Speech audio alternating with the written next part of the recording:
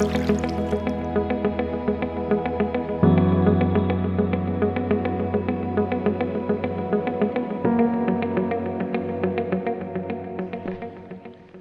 got cold last night. Woke up a little after first light because there's no point in staying still. Still is cold, moving is warm. Isn't that funny? When you're at home, like, and it's cold, you get under the covers and you stay there because you're like, oh, it's cold outside. I don't want to get out there, and you don't have to. And if you're out here,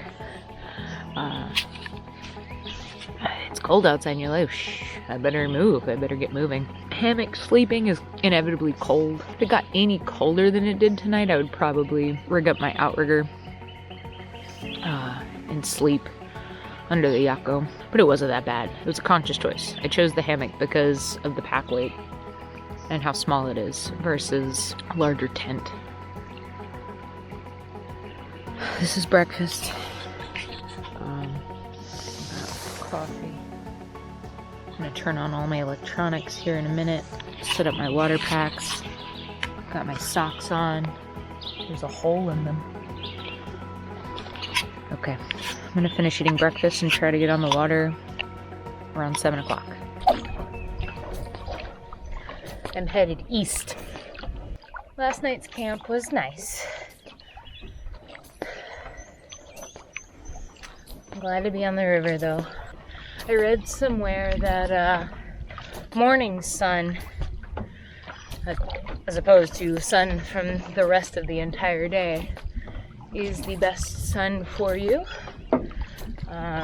It's the least damaging, and then allowing your light, allowing your eyes to get some unfiltered sunlight also stimulates the production of vitamin D. I think melatonin. I'd have to double check on that one though. Don't quote me. But I know that it's good. It's good for sleep later. It's good for your health all the time. Now, in about 30 minutes, an hour, not even an hour, 45 minutes, I'll be putting on my hat, sunglasses, and sun shirt. It's a beautiful hawk. I saw a bald eagle this morning. I love birds of prey. Yes, okay. Yeah, you should strive to get some time in the morning sun. So I'm doing this for my health right now. It's a little chilly, but it's gonna be too hot to get any sunshine later. Gotta get it while I can. Exciting moment. I see right now my first bald cypress of the trip. I love plants as much as I love animals. So far, it's been a lot of sycamore, a couple sweet gum, not too many.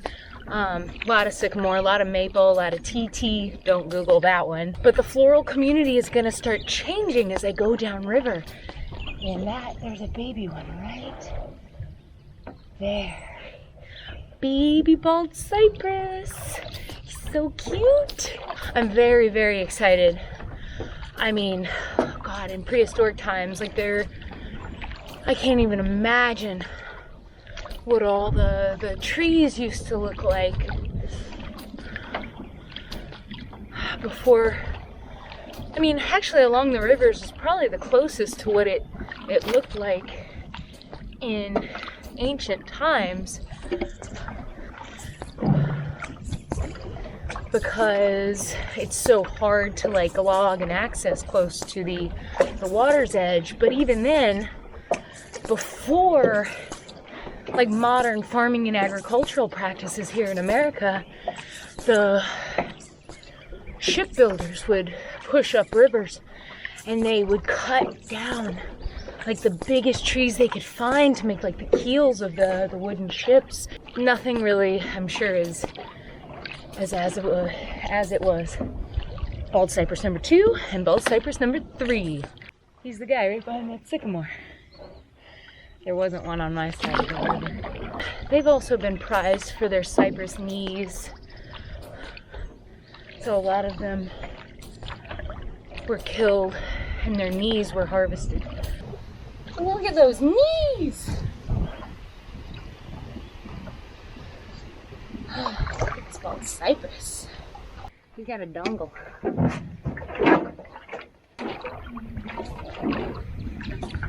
I see the first boater of the day.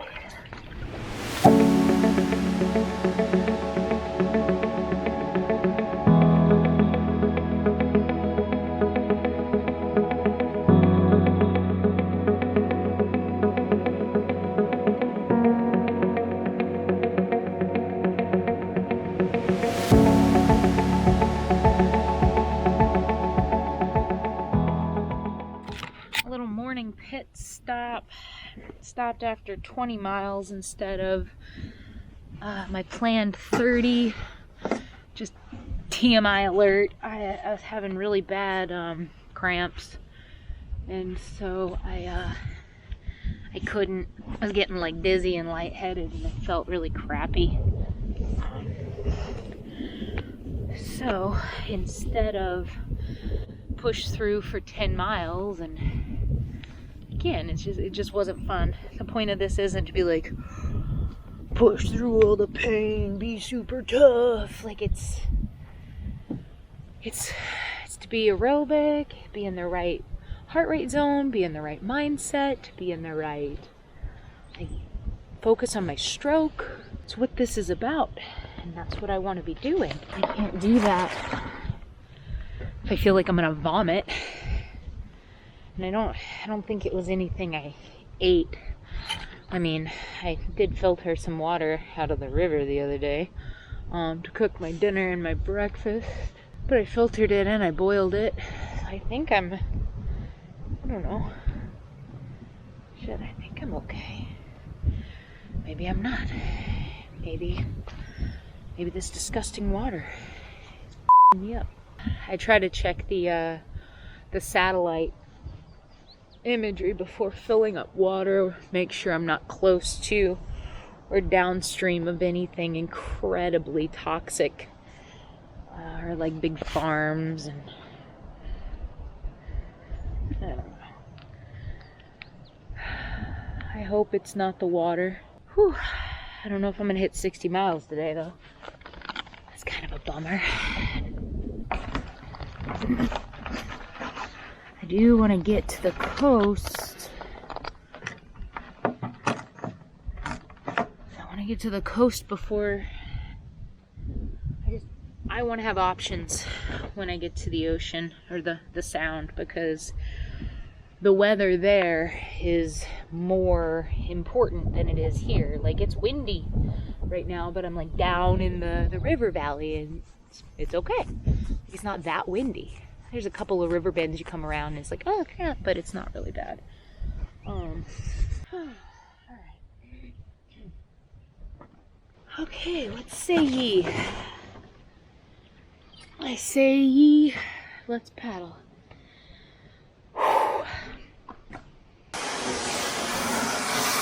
Okay. I don't know why anyone would do this the other way.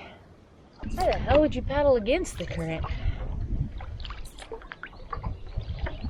I mean, I'm into training, but my God. Oh, what else is good, guys?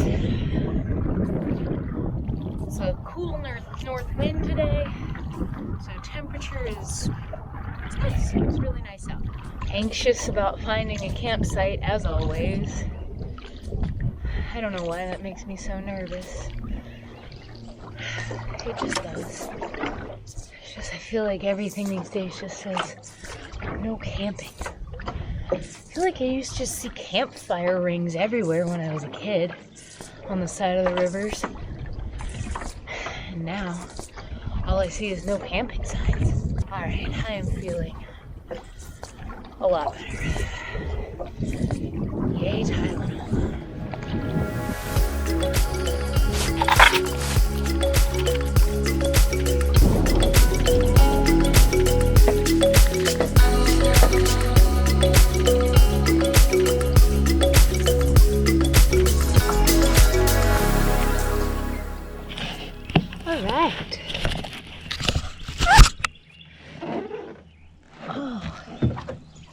ending another beautiful day here on the river.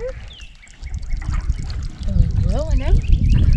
Had a couple of bends where the headwind, but other than that, like, really peaceful and uneventful day. Just a lot of mileage. Coming up on 58 miles right now. My goal for the day was to hit 60. I'm gonna hit it.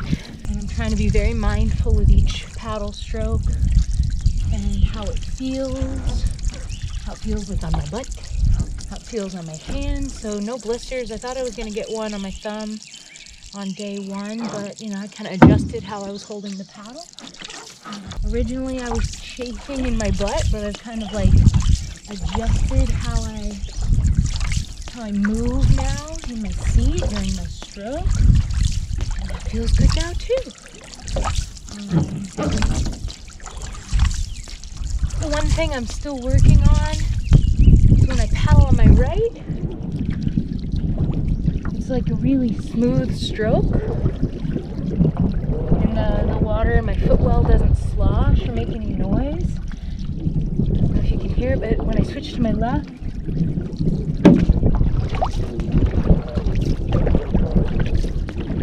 well, it was sloshing. And so I've been practicing smoothing out my stroke on the left side. It's pretty remote out here. I'm glad I have the Garmin inReach, or else I wouldn't be able to send out any messages, which is very important for my gear drop tomorrow. As soon as my watch beeps for indicating that I finished up my desired 60 miles for the day, I am going to start looking for a campsite. I would like it to be like sandy and soft. A couple soft sandy banks. It was a little cold last night, so I would like to maybe lay and sleep on some soft sand on the ground tonight. If not, I've got my hammock. I'm good. Okay. I'll find mine. And it'll look something just like